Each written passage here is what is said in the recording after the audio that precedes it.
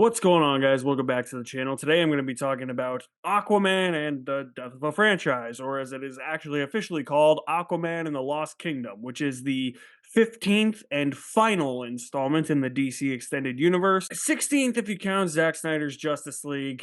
Oh, wow, it's actually over. It may be a little bittersweet, maybe not. Black Manta, still driven by the need to avenge his father's death and wielding the power of the mythic Black Trident, will stop at nothing to take Aquaman down once and for all. To defeat him, Aquaman must turn to his imprisoned brother Orm, the former king of Atlantis, to forge an unlikely alliance in order to save the world from irreversible destruction. Going into this movie, does anybody really care? Is it like this is the last one?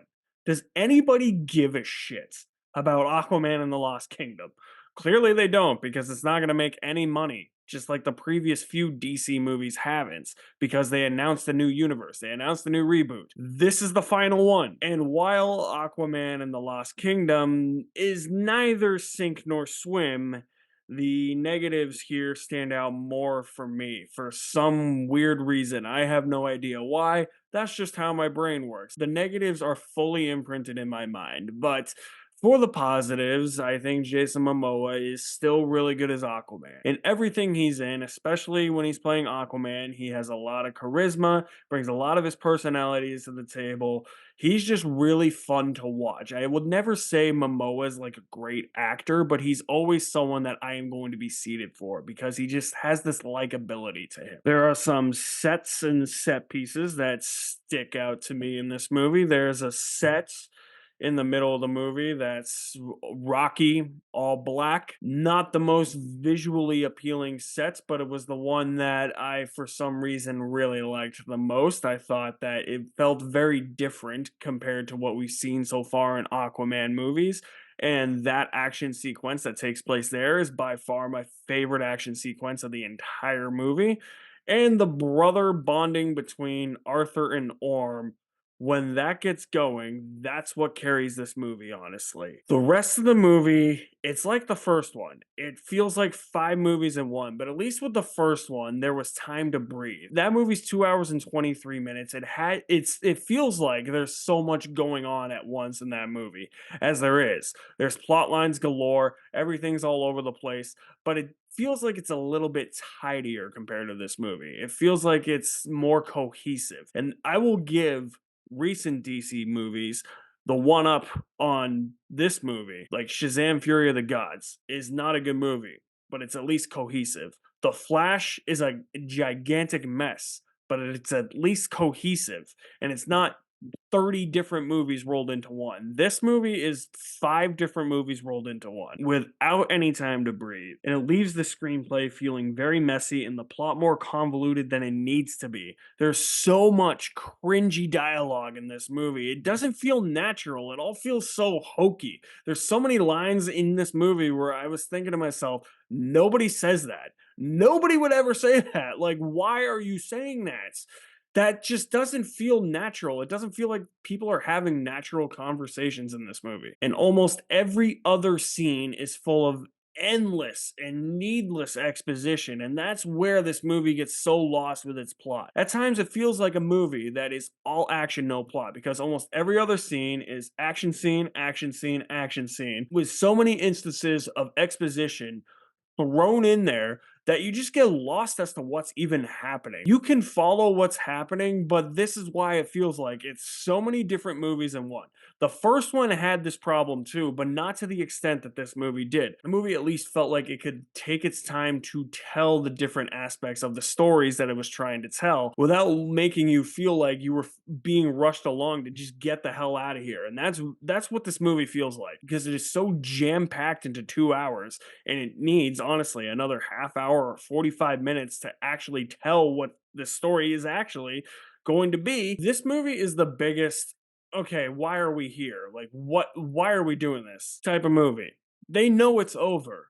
They just want to get the hell out, get their paychecks, and just go their separate ways already. Arthur as a character also feels like he takes a massive step back in this movie, and for the first 45 minutes or so, he doesn't even feel like the main character in his own movie. For the first 45 minutes, the spotlight belongs to Black Manta, and I started questioning, Am I watching an Aquaman movie or am I watching a Black Manta movie? When I say he takes a step back as a character, he really does because he kind of comes across as a bumbling idiot at sometimes.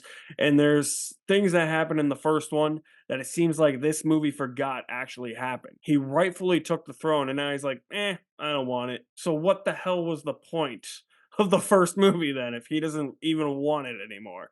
You see what I'm saying here? And don't even get me started on Amber Heard. She is fucking awful in this movie. I have never seen a worse performance in a movie. And this is somebody who has sat through The World Is Not Enough with Denise Richards, who is stone cold in that movie, and Halle Berry in Die Another Day, who is even worse than Denise Richards. Amber Heard's performance in this movie is the worst performance from an actress I have ever seen all time in my 29 years of existence. This was fucking awful. And you know that non-existent chemistry that she had with Jason Momoa in the first one that really brought their relationship down? It's even more non-existent here, and there's more time spent on their relationship in here, and it doesn't even work. It's really annoying after a while. So what was even the point of bringing Amber Heard back if she has zilch, zero, nada chemistry with Jason Momoa? And I will say, up until about the 45-minute-ish mark, I was pretty bored with this movie. It's not until Orm shows up and helps Aquaman on his quest where I started to feel like the movie was starting to spring to life a little bit. The brother relationship between them is honestly the best part of this movie. It has the most comedy to it. It feels actually heartfelt at the end. That was something that I wasn't really expecting. I do think it is a little bit too quick for Orm to be like, yeah, I'm a full-fledged good guy now, but it is what it is. I think it worked with what the movie was going for. But with me feeling kind of bored for those first 45 minutes, that's really essentially how I felt throughout most of the action scenes, aside from that one in that set piece that I liked in the refinery. Like, this just feels like regurgitated shit from the first movie. It feels like an extended cut of the first movie. It's like what Quantum of Solace is to Casino Royale, the DLC, the software update.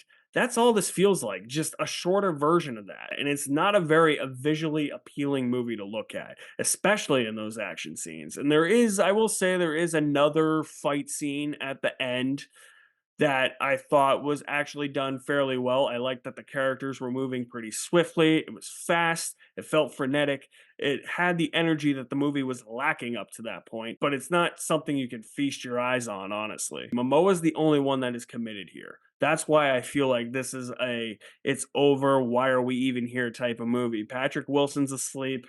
Yahya Abdul-Mateen is a great actor. He's asleep. I've already said Amber Heard's fucking atrocious, which is a given because she's with how mediocre this movie is, it feels like a fitting send-off to the DC Extended Universe. The DCEU is by far the most wildly inconsistent cinematic universe that this face has ever laid its eyes upon.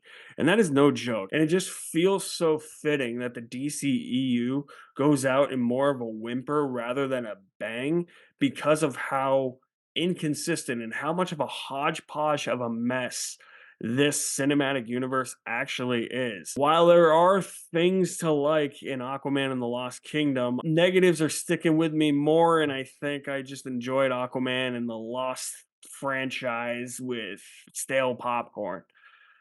Take that as you will. So if you guys have seen Aquaman and the Lost Kingdom, I want to know what you thought about it. Drop me some feedback in the comment section below. I'll leave my link to my website in the description below as well. You guys are the best. Thank you for watching. My name is Alex Madden, and I will see you at the movies somewhere.